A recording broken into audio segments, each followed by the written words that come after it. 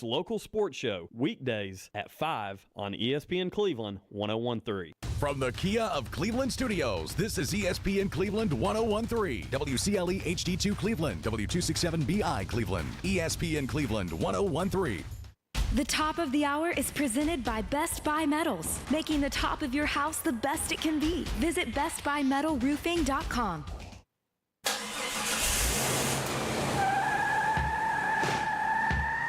It's time for The Drive on ESPN Cleveland 101.3, presented by Hardees.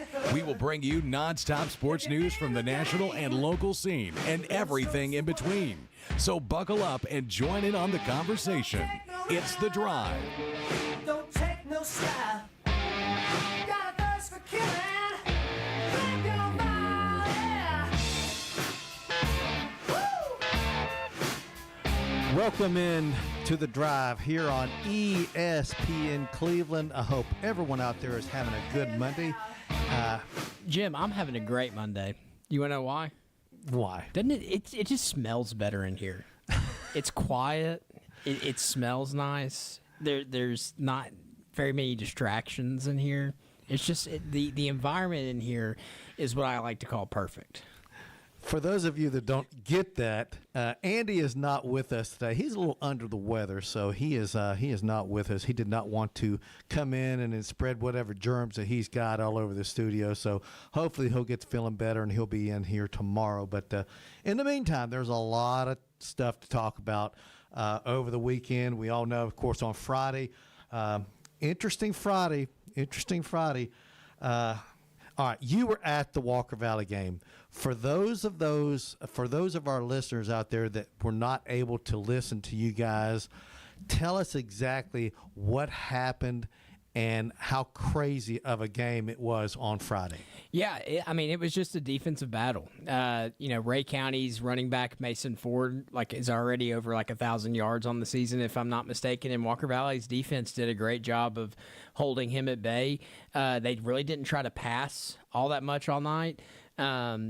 Ray County had one really big run. They did a quarterback sweep to the left and broke one out and got inside the 10-yard line, and Walker Valley held them and they missed a field goal. Mm-hmm. And then Walker Valley kind of had some woes and couldn't really get on the board either. They were able to run the ball. Kason Cunningham set a school record for rushing yards in the game. That's incredible. 200, I think it was 212. And so, he had a great night, but the red zone troubles continued for the Mustangs, and they had to set. Each team had a set of field goals, and then Ray County took after. I'm trying to remember if Walker Valley scored after this or not, but they they kicked the field goal, and then Ray County took a 90-yard kick back to the house, which made it 10-3, and then Walker Valley was able to punch one in, and about 40 seconds left in the game, Ray started marching down, and it got down to 6.7, and I didn't notice that it was at 6.7. I got text messages from the radio that I was saying 6.7 over and over and over again. Oh, Lord. I know. I'm over it, man. We as adults just need to fight back and start saying it so these kids will stop. Yeah. But once adults start approving stuff, that's when the kids, we got to go.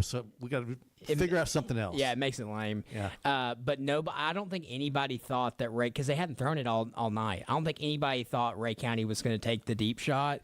They told me, the radio guys next to me told me that their kicker, their kind of do-it-all guy, was good from about 40.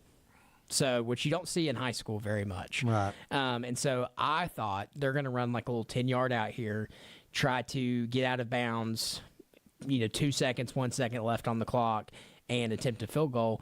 And they just split the seams and were able to score. It was the only offensive touchdown that Ray County scored all night long. Unbelievable. Yeah. So Ray County, wins the game, but then Walker Valley gets a reprieve because McMinn County did Walker Valley a big favor. Yeah, but somehow put up 50 points. Unbelievable. On East Hamilton and came back to do it. They were I left a little bit early.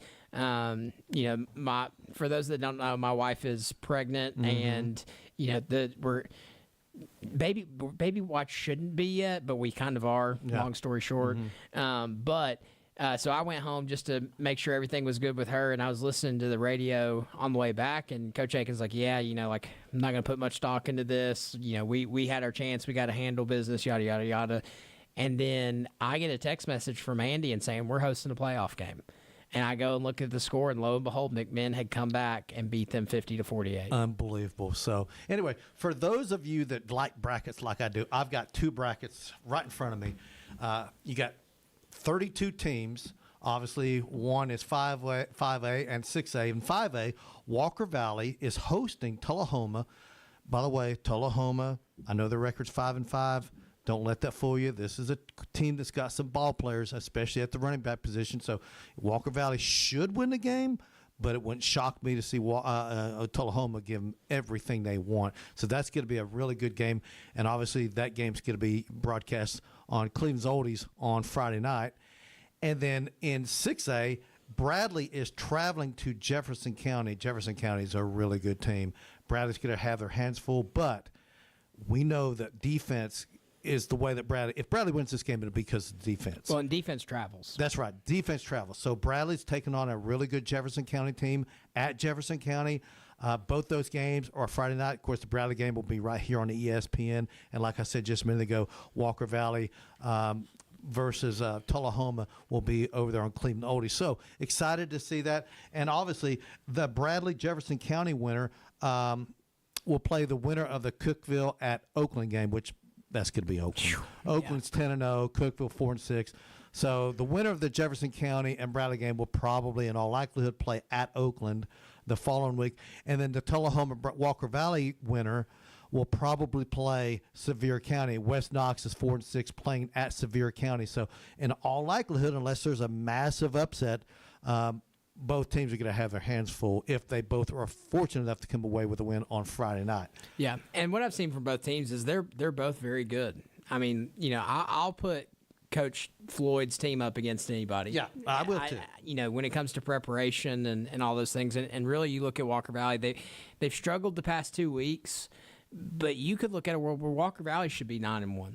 And they should be, the number 1 seed. Yeah. It just kind of slipped out of their fingers a little bit. So, I think both of these teams are set up to where they can push through this first round. I think Bradley can do it. They're capable. We know they're capable, for sure, no doubt. I think Walker should do it.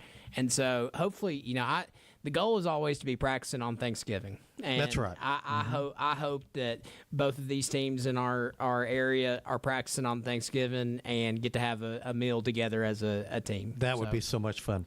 All right, let's get to some other stuff that happened over the weekend. And, yes, we will get to college football here in a minute.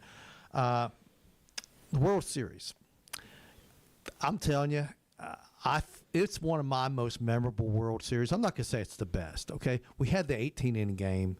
And then, of course, Game 7, just so many crazy things happened. That catch in the outfield, I thought it was going to drop. I thought Toronto was going to win it right there. Of course, you had the Rojas hitting that home run in the top of the ninth. Just unbelievable things that happened. Well, and the catch was by a guy they just subbed in because I was on the phone with a buddy of mine, and he goes, why sub a guy in the middle of the at-bat like that? And I said, it's probably because he's got a better arm. He probably has a stronger arm that if there's a situation where there's a pop fly to the outfield and we're tagging up, he's got the arm to get there. Yep. And then he's the one that ends up making that catch. There wasn't a whole lot of communication between those two. And he was the bigger guy, and he got the better end of that. He made the catch. What a clutch play. Just the Dodgers. I know there's a lot of people that hate the Dodgers, but golly, that's a clutch team, man. Well, I loved that it came down to they were playing fundamental baseball. Very much so. That bunt down third base was beautiful. Yeah. Was absolutely gorgeous. And then you go to the PFP play where the Blue Jays have to he barely gets on that first base bag before so it was just the little things that I loved. But I have a hot take. Blue Jays should have won that game if the dude on third base, when the infield was in, if he has any kind of lead whatsoever, if you go back and look at it, he's basically anchored to the bag. Like he had a bad jump. Yeah. Yeah. He should have been further off, and he should have taken off and gone. There's a lot of woulda, shoulda, couldas in that game. Yeah, because that was, you remember the bang bang at the Yes. plate? Where, Oh gosh, yeah. And the cleat was on it, off, then back on. It was close. It was milliseconds, and really, honestly, like the dirt being thrown up into the air didn't help things. But you can see in the replay and that's something else I love about baseball.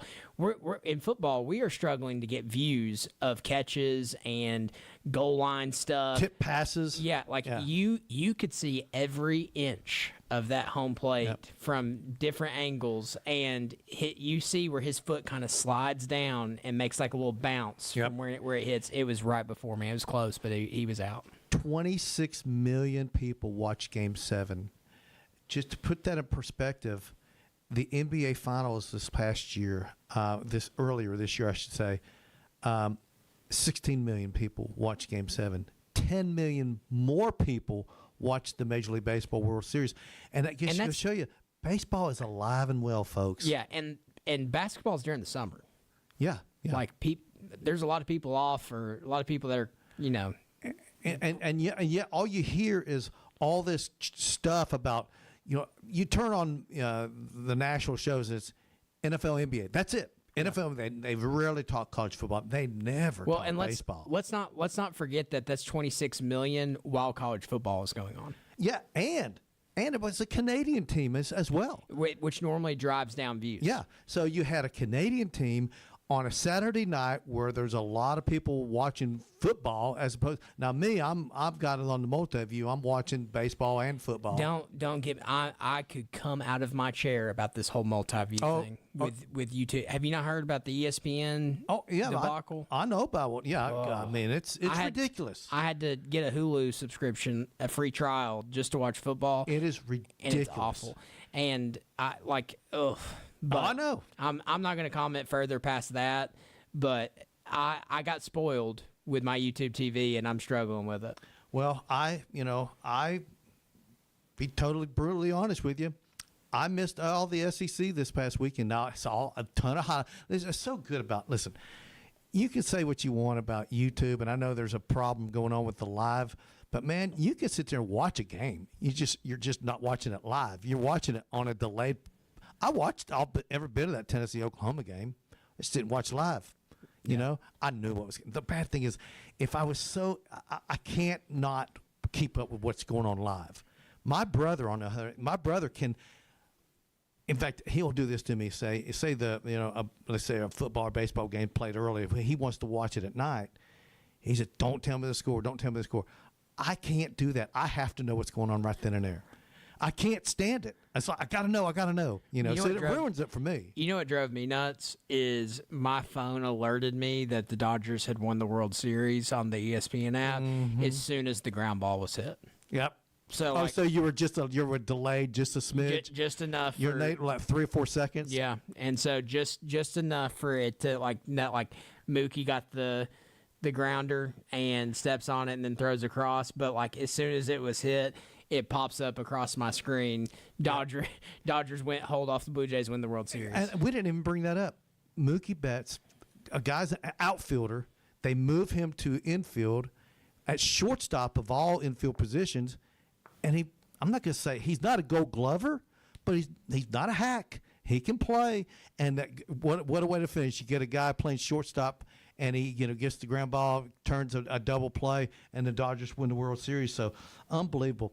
I tell you what, we're going to get into college football. Let's go ahead. Let's take this break now, because when we come back, we've got a ton of college football we're going to get into.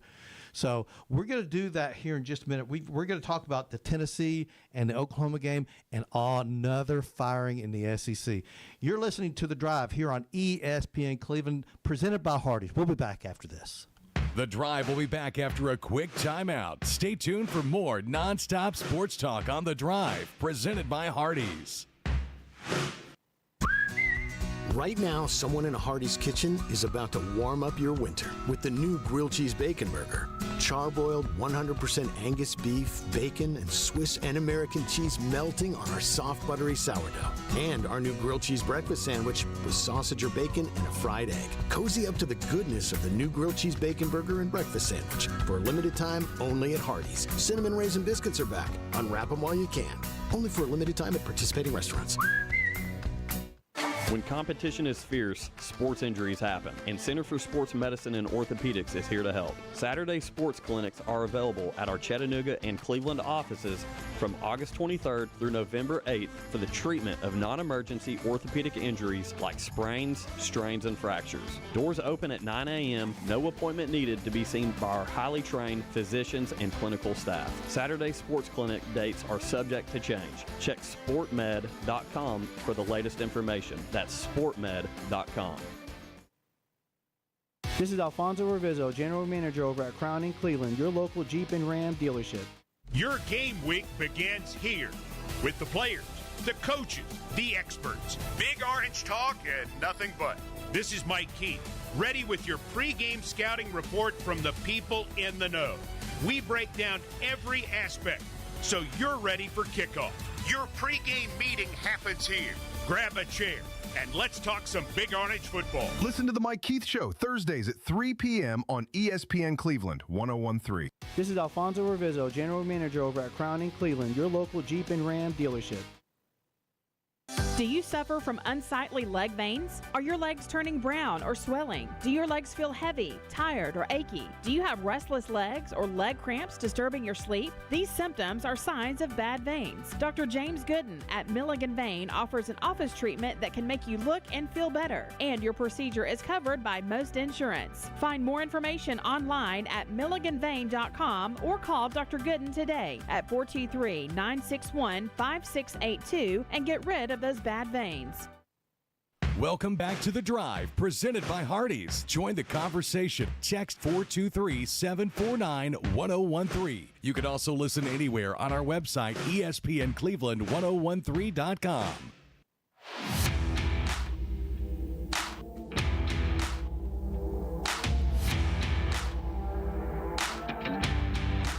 Duracell in Cleveland is now hiring mechanical skilled technicians $22 to $27 an hour. Excellent benefits beginning day one: medical, dental, vision insurance, paid vacation, holiday pay, 401k, tuition reimbursement, and more. Apply now at Duracell.com.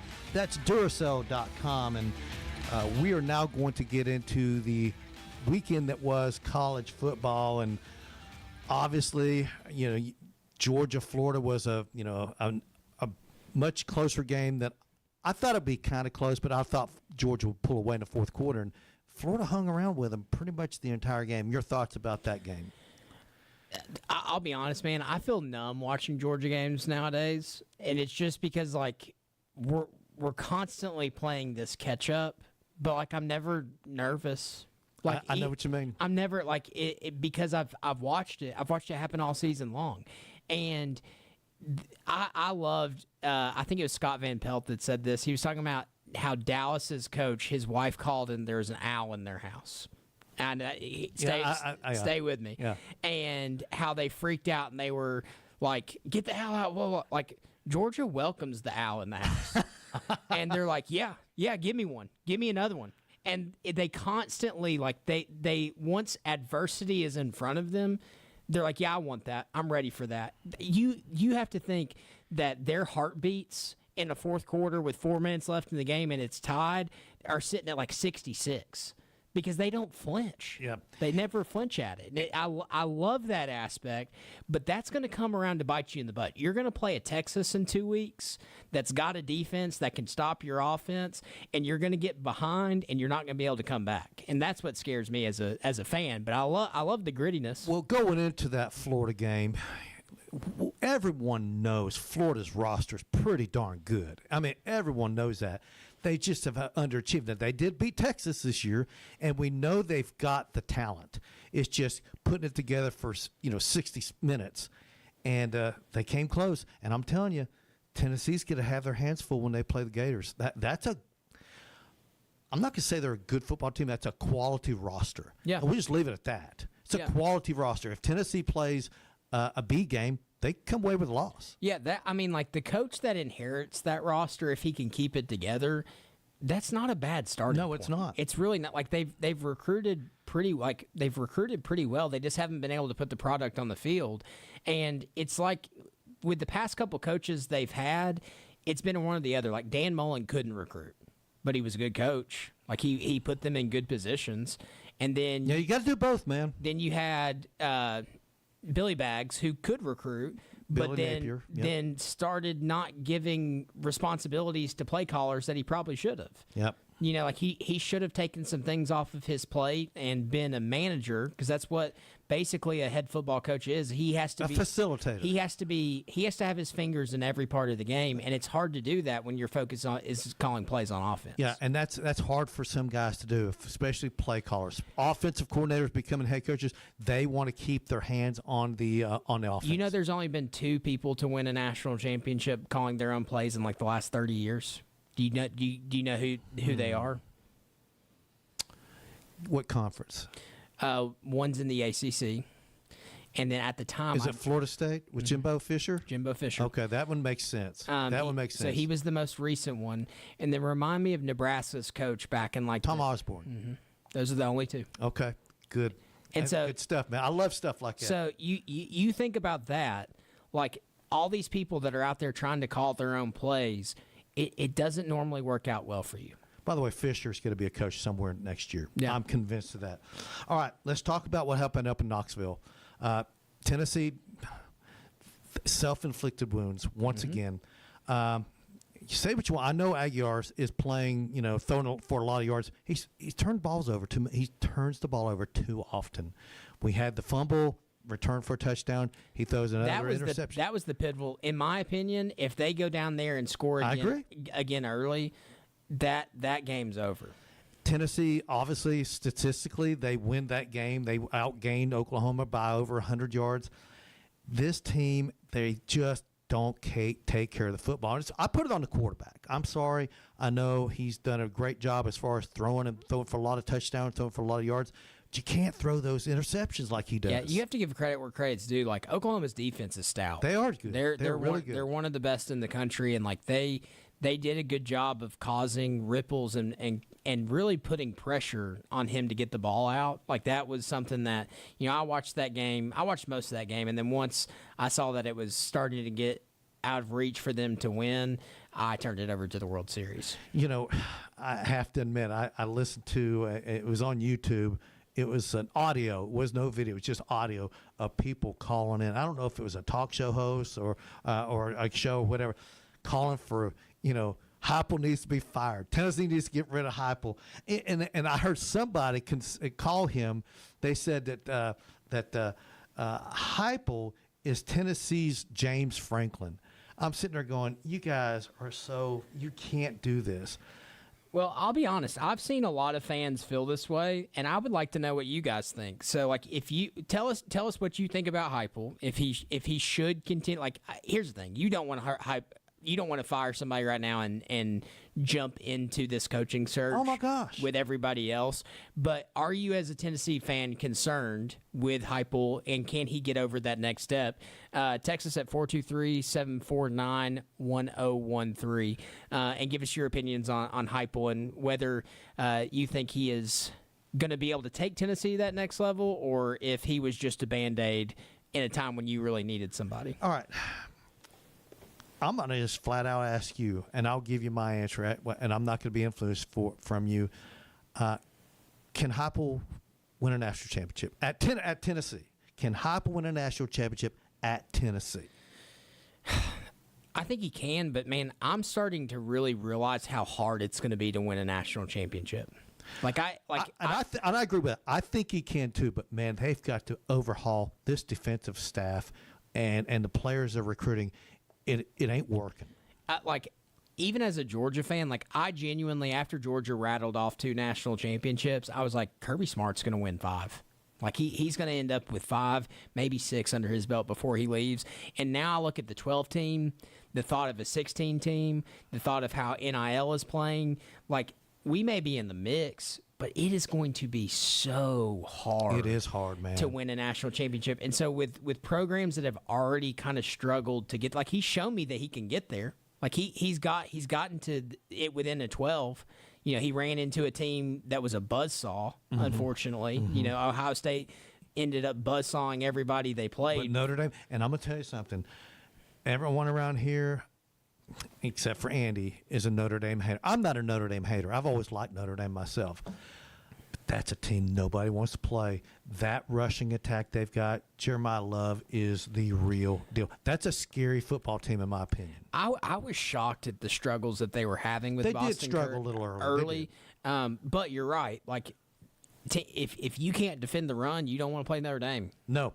You don't. Like you do not want to see Jeremiah Love. And by the time the third and fourth quarters roll around, and they've been leaning on that, you know, on your defense all day long, that big physical offensive line that Notre Dame has, that's a team. And I'm telling you, and Carr, the quarterback, I think he's really starting to become a dangerous quarterback as well.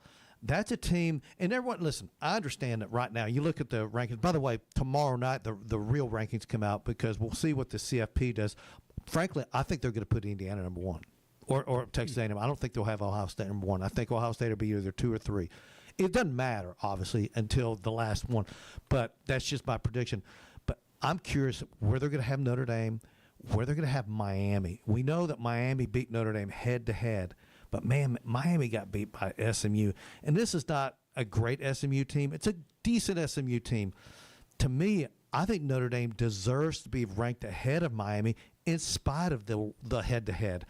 And I know most people disagree with that. But I'm saying it because you ask me, you put Miami right here on the left, you put Notre Dame on the right. Who would I rather play? I'd rather play Miami than Notre Dame right today. Yeah, I'm with you there. But then why play the games? I know, and you're right. You're 100% right. And I'm contradicting myself when I say that. It's such a tough, and that's why I don't envy having that job of picking the 12 that get in and the ones that don't, because there's so many things that you can look at, and there's so many things you could say. But, like, really, to me, who would I rather play right now? I think that at the end of the day, if two teams come, but again, why play the games? Why play the games? If the games should count and they should have an impact. Yeah, so I can't give you an answer on how I feel about that. I think that'll all work itself out. Well, Notre Dame, here's the thing. We all know Notre Dame cannot lose another game. They have to win out because they cannot benefit themselves in a conference championship game. That's not going to happen. If I'm Notre Dame, I kind of hope Miami loses another game. Well, if I'm Notre Dame, you loved this weekend. Oh, yeah. Because there's Georgia Tech fell. Vanderbilt fell. Miami fell. I'm trying to think of some other a lot of dominoes happened this weekend that, you know, are going to shake up the whole playoff landscape. And I'm excited for Tuesday. You know, it's funny to me because it's they release these playoff as early as they do because it's a TV rating thing, and people want to know how the committee views their team and where they're at. You know? Yeah, and here's and I did this today. There are 27 teams in the 4 Power 4 leagues, okay, that have 2 or fewer losses. The Big Ten has 7. Indiana, they're 9-0. Ohio State 8-0. Oregon 7-1. Michigan 7-2. Iowa and USC and Washington are all 6-2. The SEC has 8. You got Texas A&M, they're sitting there at 8-0.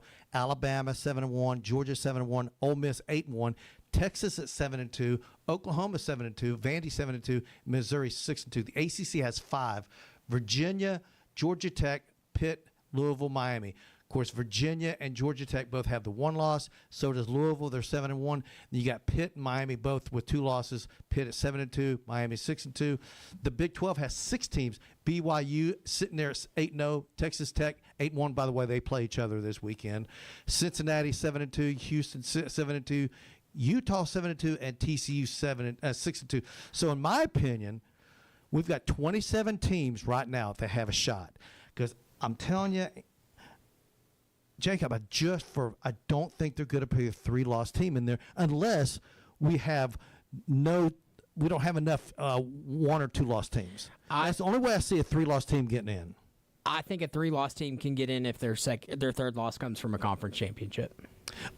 Yes, and they have said this before, and Rich Clark, we had him on in the summer. He even said that the loser of a conference championship game, that is not going to impact. It can help you, but it can't hurt you. Well, it shouldn't, because other teams don't play that game. That's right. That's right. It's a game that, and let's just be honest from the money standpoint.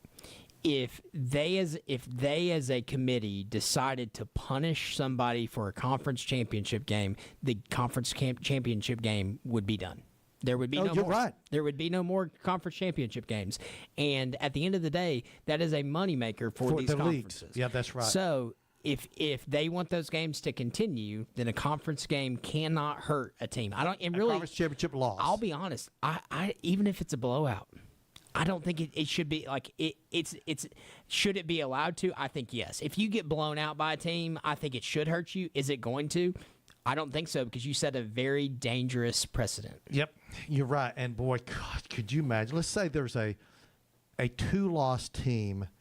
Let's say in the ACC, or let's say ACC or Big 12, a 2-loss team that they're right on the cusp of getting in, and you got a 2-loss team from the SEC or the Big 10 that they're not in the conference championship game. They're sitting there waiting and watching. And let's say it's Cincinnati. Let's say Cincinnati's, they win the rest of their games. They're sitting there at 10-2. They go to the Big 12 championship game, and then they get smoked by Utah again, which they did this past weekend. Let's say Utah beats them. They beat them 45-14 this weekend. Let's say they beat them 52-3. You got 2 bad losses, Cincinnati. The committee will say, and let's say Cincinnati was like 10 in the last regular season poll. You get to drop them down 1 or 2 slots to where they don't make it in. If they do, you're right. They're setting a bad precedent. It's super dangerous. It's very dangerous. Every coach in the country is going to be mad about it, but I almost feel like the league offices will call them and say, "You cannot comment on this." Yeah. Let's say Texas is the team that the odd man out. They're like, "Hey, wait a minute. We lost to the number 1 team in the country, first game of the year. Come on, give us a break there." And then we got upset by a fired up Florida team in that game. And then we've run the table since then. And you're going to put in Cincinnati 10-3 over the mighty 10-2 Longhorns with Arch Manning and all this star power. We got 24 future NFL guys. Cincinnati's got 3. They would have a case. I know. I'm telling you, you're right. That's the worst case scenario. If you're a true believer in the best 12 play, outside of being able to win yourself in by winning a conference championship game, then you shouldn't care what. But I'm telling you, it all boils down to money, and 1 year's woes versus an every year conference championship game that brings your conference in millions. I guarantee you, they don't let it hurt it. I think a better example would be a Vanderbilt who's not a perennial power, and they just got beat. And by the way, they made a pretty good comeback there against Texas, but they still lost the game. Vanderbilt, if they tackle, they have a chance to win that Vanderbilt, let's say they're on the kind of right there in that mix there with a team from the Big 12 or the ACC.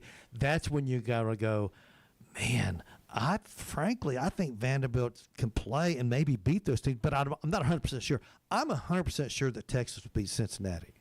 But so that's probably not a good example. Let's say it's Vanderbilt, and let's see ACC. Let's say it's Louisville, or in the Big 12 TCU. Now, is Vanderbilt better than Louisville? Are they better than TCU?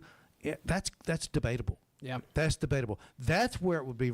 And I tell you, the biggest thing is not the final college football playoff rankings. It's the one prior, the next to last one, the last one from the regular season, because how they put that up there, can a team leap ahead of another one if you win the conference championship game? Yes.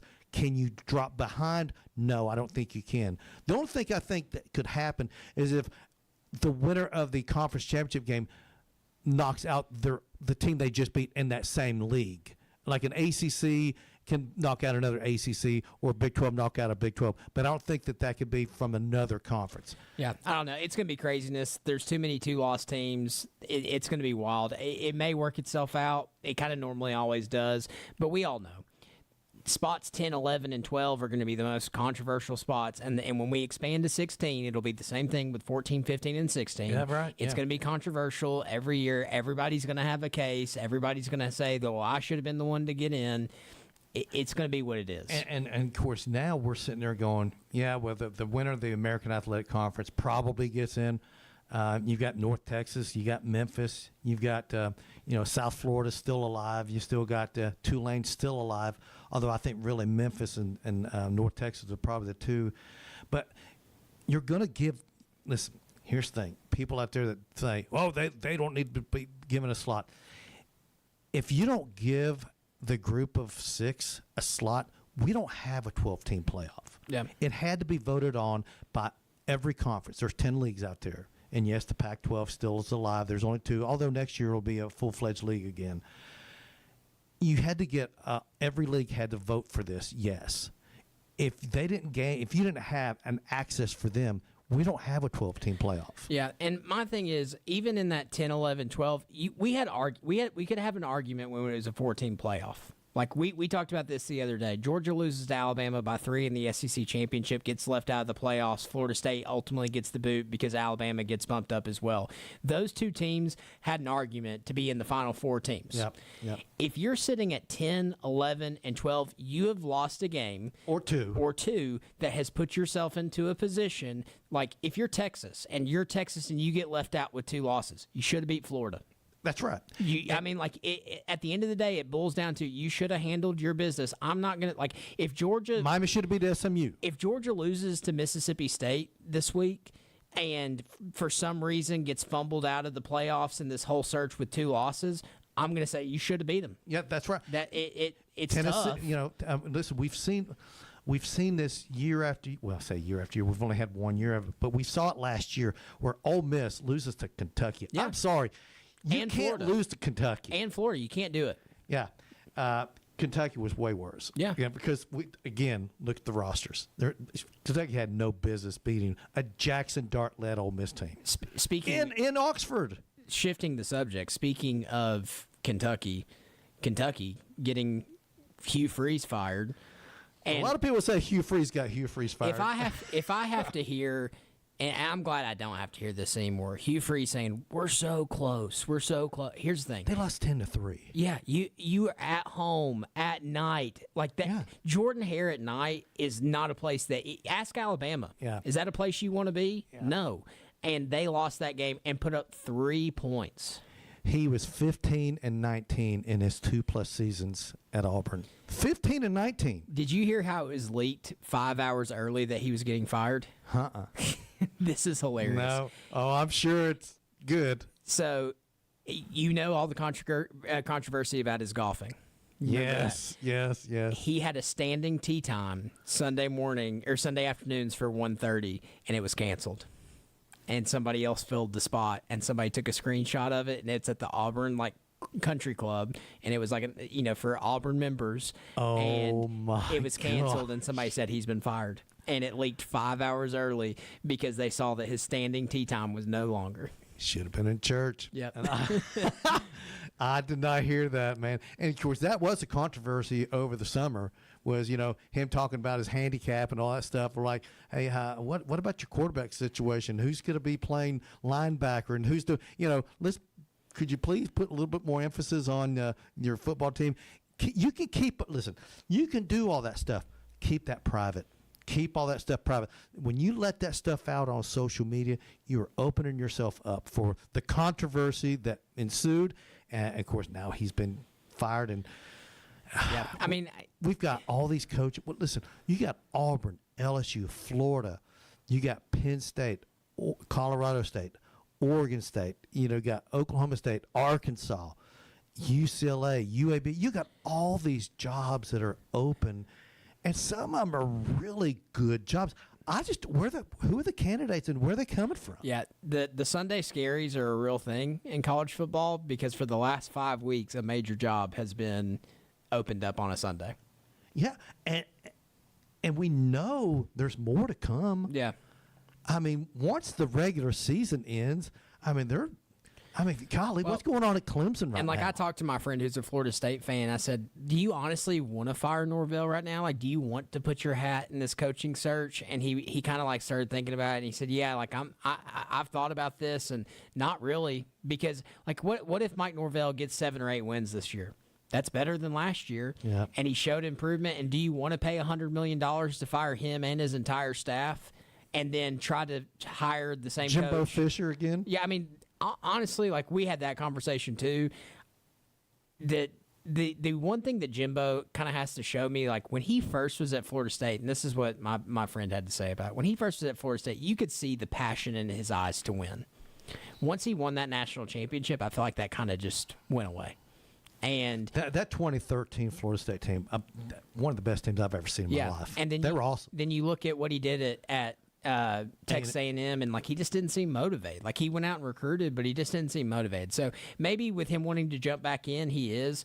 But like, do you want to enter this whole coaching search? You know, do you want to try to fight off the Floridas that are willing to throw out the bag? The LSU's the team that I worry about. If I've got an opening, that's the team, because I think they're the number one job.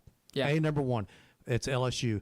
I think Florida's a better job than Auburn in my book. Yeah. You know, Auburn's better than Arkansas, but Arkansas can pay. Yeah. They've got money Walmart. there too. That's right. Yeah, Walmart so money. You got Penn State, they can pay. I don't know what's going to happen, man. And there's going to be more open. And here's the thing. If you do hire a really good coach away from another power league team, then the domino effect starts again. So we've got that coming up for sure. Yeah. Also, we're about to head to break, but we've got some breaking news. The Braves have hired a new general manager. We'll get to that when we get back. All right. You're listening to The Drive here on ESPN Cleveland. The Drive will be back after a quick timeout. Stay tuned for more nonstop sports talk on The Drive, presented by Hardees. All right, Mr. Gobbles, it's that time of year again. Got any last requests? What? You want a smoking hot deal on a new Kia? Mucho dinero for your trade and your credit pardon? Well, you're going to have to come to Kia Cleveland today. This is John Davis, the trade-in man at Kia Cleveland on South Lee Highway, with great news for turkeys. Kia Cleveland will pay you up to $7,000 over Kelly Blue Book market value for your old turkey that you're driving. That's right, up to $7,000 for any trade in any condition, and we'll buy your car for cash, even if you don't buy a car from us. Got foul credit? Don't sweat it. Our lenders will say yes to you and yes to your situation. So quit your old car, cold turkey, and get up to $7,000 for any trade in any condition. Come see me, John Davis, at Kia Cleveland on South Lee Highway in beautiful Cleveland, Tennessee, where trading your car is as easy as 1, 2, 3. Negative trade equity finance with a new loan subject to lender approval. Expires month end. KiaofCleveland.com. When competition is fierce, sports injuries happen, and Center for Sports Medicine and Orthopedics is here to help. Saturday sports clinics are available at our Chattanooga and Cleveland offices from August 23rd through November 8th for the treatment of non-emergency orthopedic injuries like sprains, strains, and fractures. Doors open at 9 a.m., no appointment needed to be seen by our highly trained physicians and clinical staff. Saturday sports clinic dates are subject to change. Check sportmed.com for the latest information. That's sportmed.com. ESPN Cleveland 101.3 is powered by Duracell. Cleveland Tire Center for over 45 years with the best name in tires: Bridgestone, Firestone, Goodyear, and Michelin. Northley Highway, Cleveland. Cleveland Tire Center, where the name says it all. Mix 104.1 and Honda of Cleveland are teaming up to give one deserving teacher in our local area the chance to win a 2025 Honda Civic LX. Nominate your favorite teacher at mymix1041.com or on the Mix 1041 app. Do your legs feel heavy, tired, or achy? Dr. James Gooden at Milligan Vein offers an office treatment that can make you look and feel better, and your procedure is covered by most insurance. Visit milliganvein.com or call Dr. Gooden today at 423-961-5682. Some billboard lawyers will tell you that size matters when they don't even have a lawyer in Chattanooga. Some billboard lawyers may have a couple lawyers and an answering machine. But at Warren Griffin, size does matter, with 10 local attorneys and 30 support staff. Call your local 5-star law firm. I'm C-Mark. I'm John Mark. We have more 5-star reviews than any law firm in this area. Call us at 265-HURT. We are your local law firm. For all of your security needs, call the professional security experts at J. Price Elite Security. Armed or unarmed guards, retail surveillance, transport escorts, high-value transports, event security, and more. J. Price Elite Security is here for you. Call 423-595-9573. The Drive will be back after a quick timeout. Stay tuned for more nonstop sports talk on The Drive, presented by Hardees.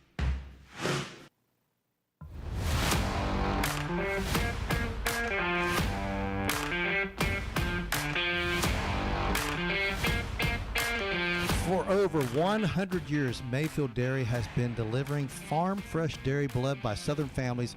In 1983, Mayfield introduced its iconic yellow jug. The new opaque jug helps block harmful light rays, protecting the flavor and nutrients in milk. Learn more about Mayfield today at MayfieldDairy.com. We have some Major League Baseball breaking news. Go ahead, Jacob. All right, the Atlanta Braves have named Walt Weiss as the 49th manager in franchise history after spending the previous 8 seasons as the club's major league bench coach.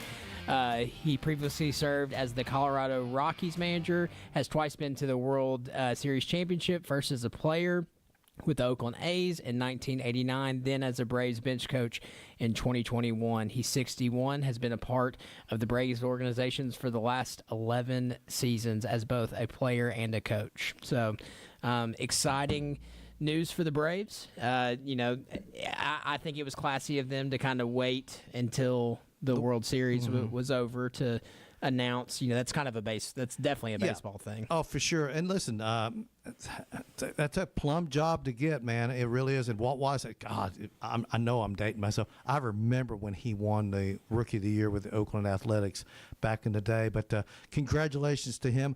Obviously, I was kind of pulling for David Ross, and there were some good candidates out there, and you can't say that's a great hire or a bad hire until we see what they do on the field next year. Obviously, the Braves, if they can just get everyone healthy and stay healthy, especially on that pitching staff, they should be a really formidable team in 2026. And I'm expecting the Braves to make a few moves here and there during the offseason. I think shortstop's got to be addressed. Well, they're going to have to because Homeboy just opted out of his contract today. Yeah. So I think the Braves are, and this is my opinion, and you all know that I'm a Reds fan. Atlanta is a more desirable location for free agents than a lot of other cities, Cincinnati being included. Cincinnati is a much smaller city. The nightlife is not nearly what it is in Atlanta. Atlanta's, no, they're not New York, they're not Los Angeles, they're not Chicago, but they're pretty darn good. I would think Atlanta is like one of those cities, kind of like a Houston, a Dallas, maybe even a Philadelphia, that players would be like, yeah, I'd like to play there, because Atlanta has a lot of things to offer as far as living and everything else. So no, I think it's a great job, and they don't spend like the Dodgers and the Cubs and the Mets and Yankees. But they spend more than most teams. Yeah, that's the conversation that me and Andy have often, is the salary cap would end up hurting the Braves. At the end of the day, it would hurt the Braves because they spend higher than the majority of teams. They don't. They don't spend Dodgers money. They don't spend Yankees money or Mets money. But they spend. I think it's easy to be successful in Atlanta when it's ran properly, and I think AA does a good job. I just think that the Freddie Freeman thing just looks worse and worse every day. Oh my gosh, I know. And it makes me sick to think about, I think he'll choose to go split into the Hall of Fame, but his career is going to be remembered as a Dodger. Well, he's got 2 world championships for the Dodgers now, and an MVP, a World Series MVP. Yeah, and they're the odds-on favorite to win it again next year. I mean, Lord, to me, I saw a funny video that was like it was like a parody. As soon as the season ended, the Dodgers got on the phone with the Pirates, and they're like, "We want Paul Skeens," and what's stopping them? Is it not inevitable when you see a guy like a Paul Skeens, or you see an L.A. De La Cruz with the Reds? It's not a question of if; it's a question of when these guys are moved to a bigger market. I think Ellie De La Cruz will either be a Yankee or a Dodger. I fully believe that. And Paul Skeens, I mean, I could see him on the Yankees, the Mets, the Dodgers, the Phillies. I could, or the Cubs. I think and I hate that because I can remember when the Pirates were a real force. I mean, in Major League Baseball. In the 70s, when you had the Lumber Company, you had Stargell, Clemente, you had Dave Parker, you had really good teams all the way up into the early 90s. The Pirates were a team to be reckoned with. And now they're like an afterthought. And more often than not, so are some of these other small market teams. The Kansas City Royals, the Reds. You've got your small market. Usually Milwaukee's like that, although Milwaukee's right now, they're pretty darn good. But how long can the Milwaukee Brewers hold on to their players? I always worry about that when I look at some of these major league rosters.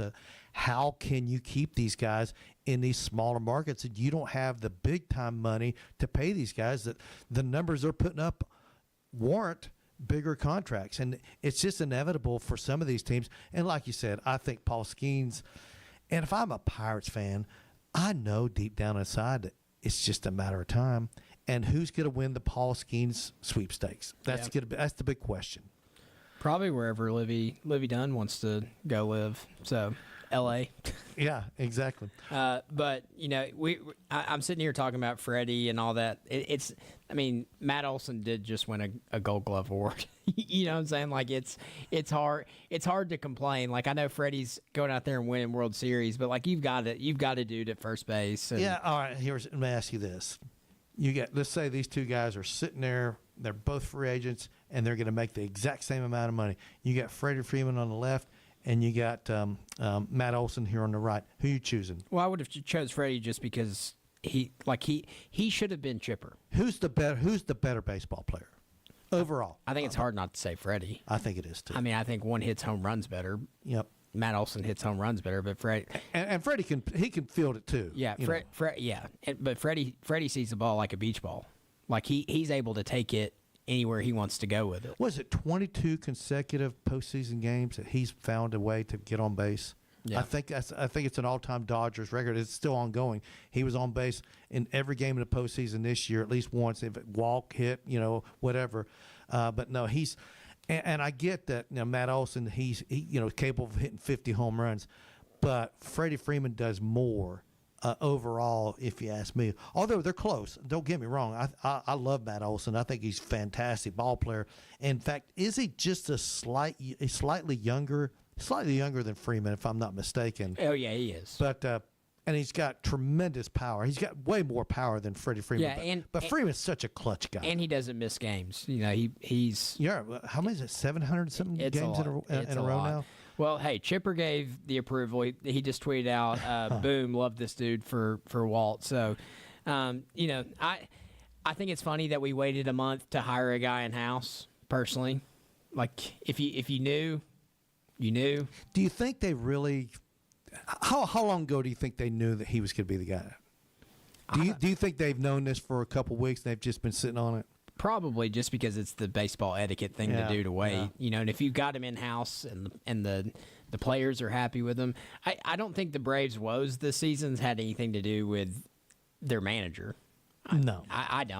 I think it was the injury bug / you didn't have the pieces that you needed to go make a run. Do you think Gonzalez will be a third base coach for him? I don't know. I don't think he will. I'll be interested to see what his staff looks like and what it'd be interesting to see. Listen, you want to have your own fingerprints all over this thing. I want Ron Washington back at third, if I'm just being honest with you. Yeah, what kind of health issues has he got? I don't get. Put a wheelchair out there. I don't care. Let him sit in a chair at third base. Give me Ron back. All right, let's go over some other stuff that's going on in the sports world right now.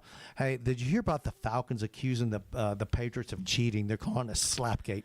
Why does everything have to have a gate? Ever since Watergate, back in the 72, the Republican disaster there in Washington. Deflategate. So anyway, the Falcons are accusing the Patriots of cheating, saying that they were clapping during plays and stuff like that. Hey, here's a little something. How about you make your extra points, Falcons? they lost that game because they missed an extra point. Yeah.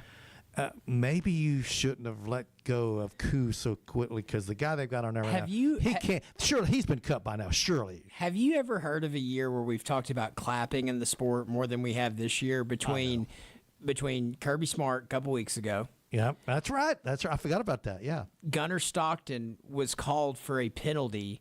I don't know if you knew this in the Florida game. No. They went hard count, and he clapped twice, and they said he over-exaggerated it, so they gave him a 5-yard penalty instead of the defense for jumping offsides. Did he move his leg, twitch or anything? It was just the clap, overemphasizing the clap. It wasn't even overemphasized. It was just 2 hard claps. It was the most bizarre thing ever. And then now we've got the Atlanta Falcons. Like, I've never heard more complaining about claps in my entire life. And speaking of collapse, how you like that? Let's say, how about those Bengals? Boy, I tell you what, gosh, it is hard to. I'm an Ohio State fan, so my Saturdays are usually really great. My Sundays are miserable, just miserable. They're so inept on defense. It's the worst. I think it's the worst defense I've ever seen. They can't stop anything. It's unbelievable. They had a tremendous comeback. They take a 42-41 lead, and then Chicago just takes it right down. They scored a touchdown. I'm like, of course they did. Did you see Jaden Daniels' elbow? Oh, Lord. I know. And by the way, they admit they should have taken him out. Yeah, Dan, you should have taken him. He should not have been in the game. No, that was disgusting. The game was out of hand. It was out of reach. You don't keep your star players out there just so they can rack up some stats, but lo and behold, they did. By the way, speaking of another big injury, Dylan Raiola, the quarterback for the Nebraska Cornhuskers, he broke his right fibula. And, in fact, he was trying to get back in that game, and he couldn't run, so they kept him out. Of course, the X-ray later on confirmed that he has a fractured fibula, and he's out for the rest of the regular season. Now, I've broke my fibula. I know what that feels like. Yeah. So, I mean, he's young. He can hopefully heal up in time to play in a bowl game, but I'll be honest, he just wanted to be available to watch Patrick Mahomes and get more tape to improve their odds next year. By the way, USC beat Nebraska in that game. In my opinion, if Raiola doesn't get hurt, Nebraska wins that game. Yeah, I didn't know. Honestly, I didn't pay attention to that game because I had Hulu and because I could only watch one game. Yeah. Oh, God. They don't have the multi-view? Nope. Oh, Lord. And so it was rough. But I didn't notice that until you had it on the sheet to talk about today. So, I agree. That's probably a game that Nebraska comes back and wins. Another big news is Alabama defensive back Dre Kirkpatrick Jr. has been suspended indefinitely. I'll let you read that one. Yeah, following his arrest over the weekend, Coach Galen DeBoer announced today Kirkpatrick was arrested Saturday on 3 counts of reckless endangerment and 1 count of attempting to elude and speeding. He was released from Tuscaloosa County Jail on a $1,500 bond. I don't know how Georgia missed out on that recruitment. You said that. I'm not going to go there. I cannot. Here's what gets me. And, I said earlier about Walt Weiss. I remember watching Walt Weiss win, the Rookie of the Year. How in the world does Dre Kirkpatrick have a son that old to play college football? I remember Dre Kirkpatrick playing for Alabama from Nick Saban, if I'm not mistaken. 09 to 11. I was trying to do the math myself. Yeah, I was trying to do the math myself. 09 to 11 is when he was on that team. That is unbelievable. Yeah. And here now I'm sure Daddy's not happy with his son. That's bad stuff. But I tell you what, Alabama, you got Alabama playing LSU this weekend, and nobody's even talking about that game. I know, that's weird. I know. I mean, that is one of the great rivalries. Where would you put the Alabama-LSU rivalry? It's obviously, I think Florida, Georgia. I would say Alabama, Auburn, Oklahoma, Texas. Those 3 for sure. Tennessee, Alabama. Would you put Tennessee, Alabama, LSU? Do you think it's bigger than Tennessee, Alabama? No, Lord, no. No, it can't be. And here's the thing. The SEC doesn't even feel like it is because they're not a part of their 3 games. Permanent rivalry. You're right. That was just happenstance. It's kind of like Georgia and Alabama now. They were just the 2 dominant teams on the West Side that ended up meeting each other and battling it out. Right. And then, I think about that where they made it back to the national championship game and had to play again, and both teams struggled to cross the 50-yard line, basically. Yeah, and Alabama beat them, I think it was 14-0. But they didn't score 2 touchdowns. It was like a safety, a field goal, something else crazy, and a 2-point conversion. That's how they got to the 14. It was a nutty way they got there. But and LSU had, blanked them. Or I don't know if they blanked them, but they beat them in the regular season like 9-6 or 9, some crazy game. And then Alabama, of course, beats them in the national championship game. That's one of those things. If I'm LSU of that year, I'd be so ticked off because that was BCS. That was BCS era. That's 2 teams. Yeah. It's not 14. So hey, we eliminated Alabama. How come we're having to play these dudes again? Yeah. And that was I guess you call it the flaw in that system, but Alabama, they won the more important of the 2 games for sure, no doubt about that. Yeah, for sure. So it's been a crazy day here on the drive. It has been a crazy day, and I hope everyone out there is having a great Monday, and we will be back at 5 o'clock on Tuesday. Have a good evening, everybody.